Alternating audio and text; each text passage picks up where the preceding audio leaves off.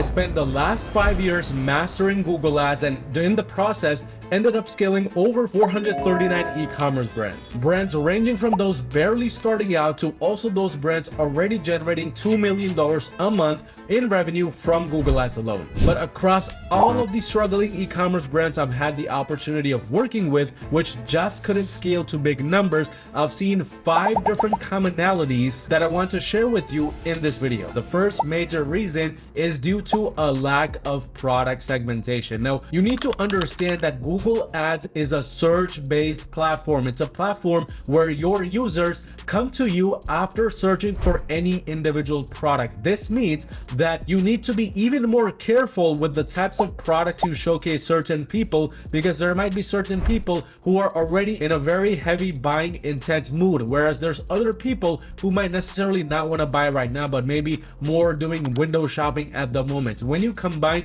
all of your products and all of your approaches inside one smart bidding based campaign approach, like maybe one performance max or maybe one standard shopping campaign that's running with smart bidding, what happens is this individual campaign now, along with trying to do 10 different things at once, is also now forced to go after multiple different buying intent audience types. And this really confuses the algorithm even further. It makes it impossible almost for that algorithm to not only find products that are good via testing, but also scale them and then eventually make them profitable. But make sure to always incorporate some kind of product segmentation within your ad account. This could mean product segmentation based on product categories. This could mean based on similarities of other sorts like profit margins, etc. Whatever it is that you choose, it needs to have some sort of similarity labeled around it. But this brings us to the second biggest reasons why e-commerce brands struggle to scale with Google Ads, and this is because of smart campaign bidding overlap. Now,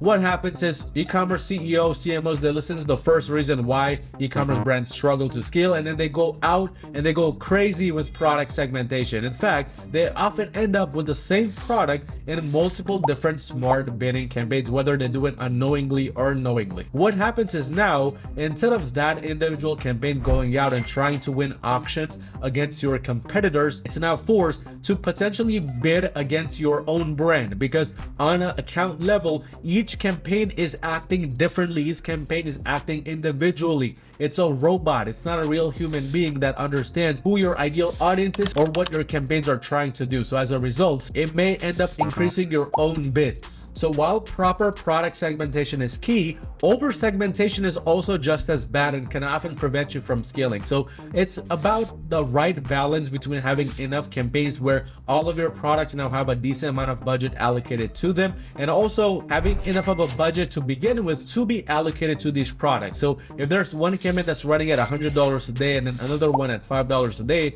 well, now there's too much of a discrepancy, and this causes a lot of external issues. Oftentimes overlap issues also stem from not allocating your budgets properly. But this now brings us to the third most common reasons for the lack of scale, and this is a heavy reliance on just one campaign type. If you just run a performance max campaign or even a standard shopping campaign alone on its own, there's gonna be days when that doesn't perform as well. It might be a few days, it might be a few consecutive days. And what happens is, not only do during those times your account starts to underperform, your account doesn't do as well, but in addition, what happens is the optimization that your account has been getting, the overall consistency your account had been getting, now goes away.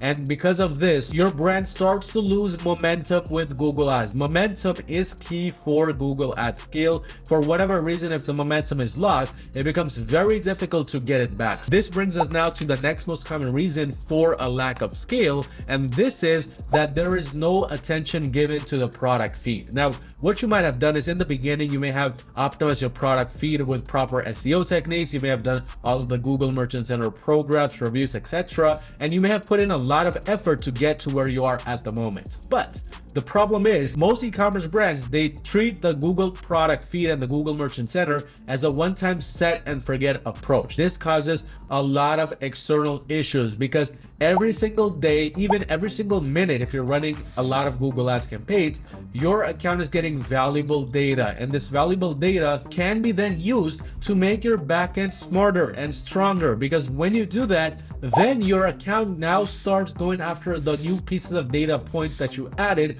to now become smarter at a faster pace. So every single time it becomes a little bit faster when you do this, until it is able to pinpoint your audience right off the bat without bidding too much and while beating a lot of your competitors, even the big ones like Amazon or eBay. So this now ultimately brings us to the final main reason of why e-commerce brands struggle to scale with Google Ads, and it's because they have an entirely wrong approach and wrong focus on the metrics that drive true Google Ads scale. Now, if you run Google Ads, you might be focusing on return on ad spend. You might be focusing on things like the cost per acquisition. Maybe you might even be focusing on the cost per link click. However, what if I told you that those are not the most important metrics? You see, most e-commerce brands focus on these, but these are the top surface level metrics, which are the side effect of something wrong already going underneath it. What I mean by this is you need to understand that if ROAS is going down, this means your profitability is going down, which might also mean you're not winning as many auctions, or your Google Ads strategy has become stale because it's been running for so long. So you need to dive deeper into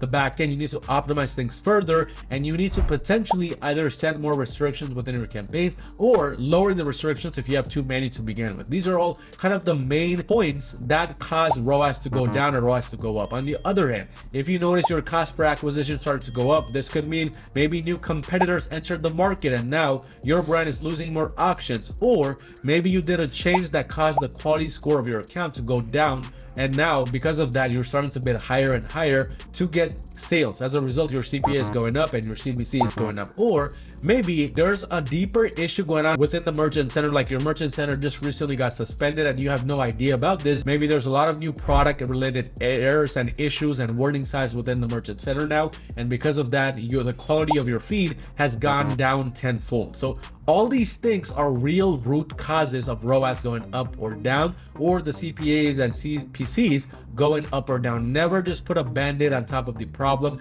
Go deeper into everything to really understand where the problem is and then fix from the ground up. I know, because this is exactly what we do for the e-commerce brand we handle under my Google Ads agency, Your Marketing, which, by the way, if you run a brand doing $1 million a year, you want to scale to multi-seven figures with Google Ads, go onto my website at yourmarketing.com and schedule a free call with me to see essentially how we can work together and make that happen. But check out this video right here I did recently on a case study of an e-commerce brand which we blew up using a lot of the lessons found in this video.